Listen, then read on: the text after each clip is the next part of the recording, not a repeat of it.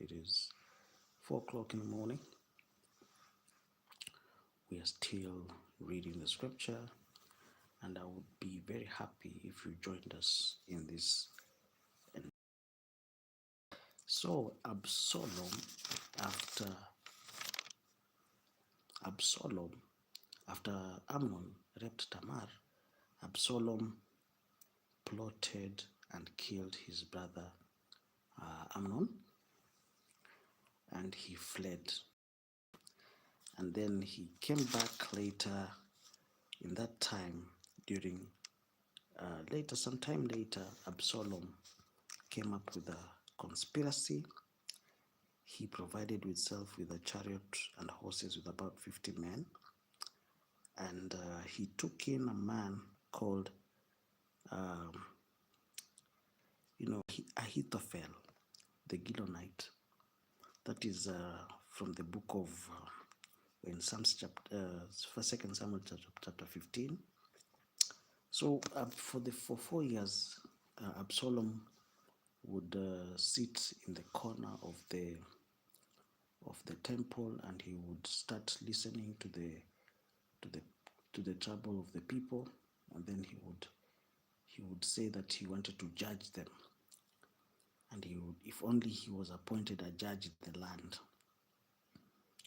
Then there was a coup,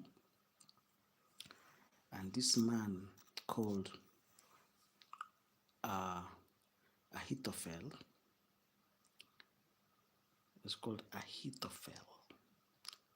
was a man who came into the service of Absalom. Then David, on hearing that Absalom had taken over, he ran away. Okay, he ran away because he was afraid of Absalom. Are we together? So he left tents in the palace to stay there. So the king said to Ittai the Gittite, "Why should you come along with us? Go back and stay with King Absalom." You remember the judgment of Nathan to David. God told David through Nathan that from his own household he will have a problem. And as sure as the Lord lives, Absalom killed his brother Amnon, and Absalom again went and took over the kingdom. There was a coup d'etat. Now, David, the whole country wept aloud. He walked barefoot, crying.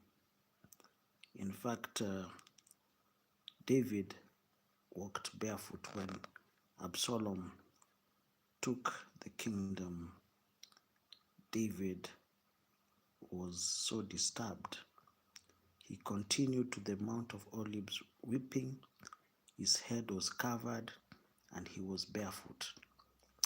So this is the first time we see defeat in David, and this defeat was brought by the chaos that was caused by his son Absalom. His own blood, Absalom, caused chaos.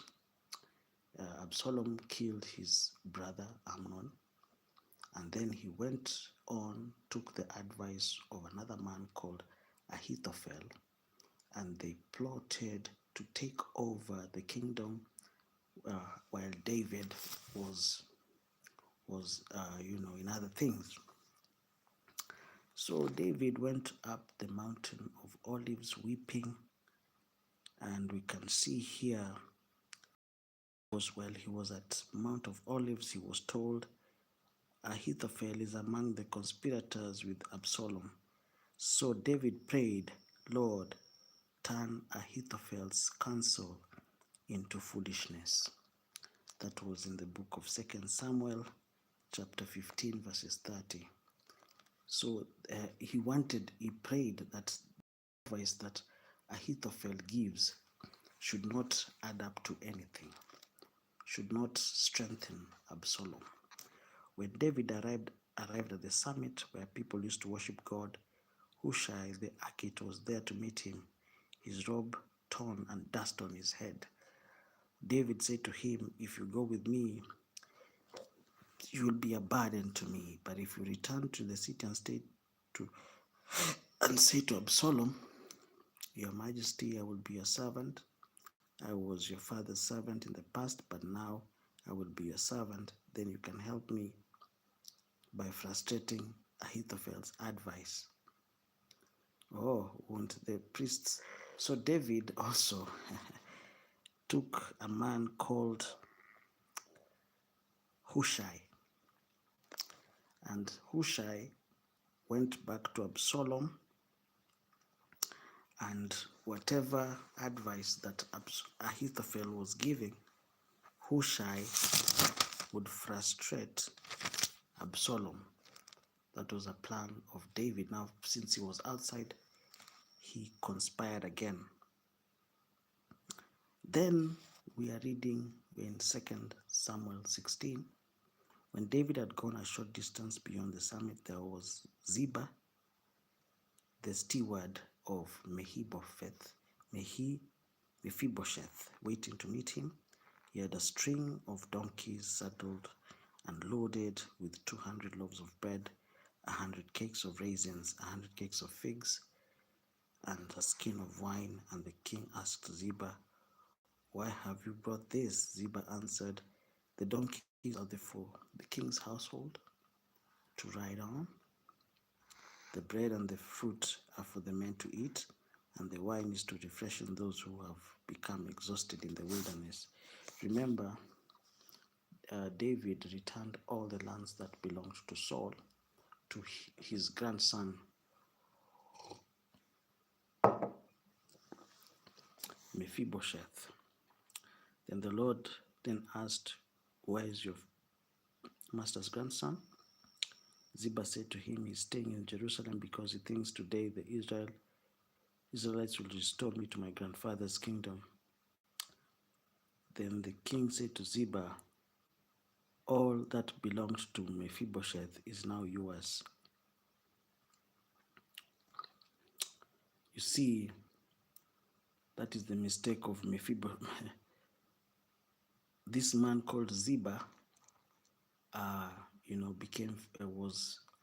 was faithful to the end, but the grandson of Saul called Mephibosheth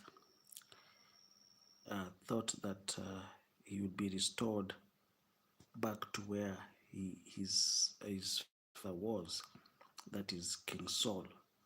You know, Mephibosheth was the son of Jonathan, and because of circumstances, he was not able to ascend. But now with David gone and Absalom in the throne, he thought that that was his opportunity to be restored. As David approached Bahurim, a man from the clan of Saul started hurling insults. He started cursing him. "Get out, you murderer, you scoundrel. The Lord has repaid you for all the blood you shed in the household of Saul, in whose place you have reigned." This man called Shimei. "The Lord has given you the kingdom into the hands of your son Absalom.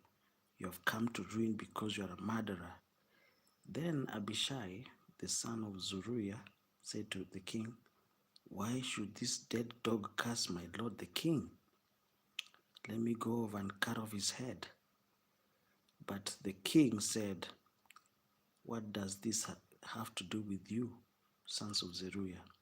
If he's cursing because the Lord said to him, 'Curse David,' who can ask, 'Why do you do this?'"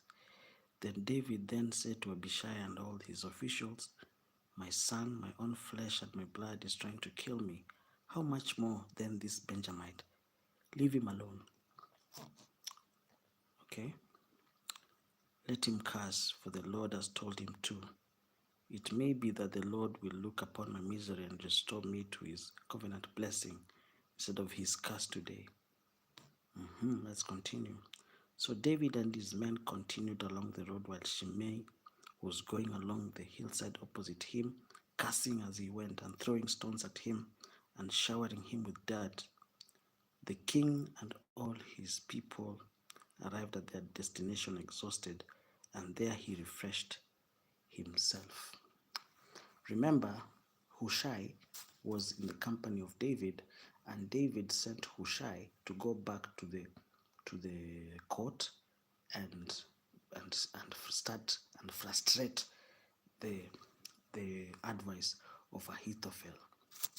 Are we together? This Hushai was also collaborating with David, but Hushai was loyal to David, but he was sent back to Ahithophel to frustrate. He was sent back to Absalom to frustrate the advice of Ahithophel. Let us continue. This is becoming very interesting. I hope that you will stay here till the very end. Meanwhile, Absalom and all the men of Israel came to Jerusalem, and Ahithophel was with him. Then Hushai, David's confidant, went to Absalom and said, "Long live the king! Long live the king!" Absalom said to Hushai, "So this is the love you show your friend? If he is your friend, why didn't you go to him?"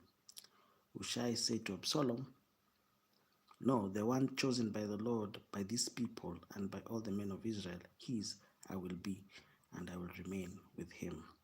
Furthermore, whom shall I serve? Should I not serve the son, just as I served your father? So I will serve you." Absalom said to Ahithophel, "Give us your advice. What should we do?" Ahithophel answered, "Sleep with your father's concubines, whom he left to take care of the palace. Then all Israel will hear that you have made yourself obnoxious to your father, and the hands of everyone with you will be more resolute." So they pitched a tent for Absalom on the roof, and he slept with his concubines in sight of all Israel. Wow. Now in those days, the advice of Ahithophel gave was like one of who inquires of God. That is how both David and Absalom regarded the advice of Ahithophel. So this man Ahithophel, a very, very important person in the council of David.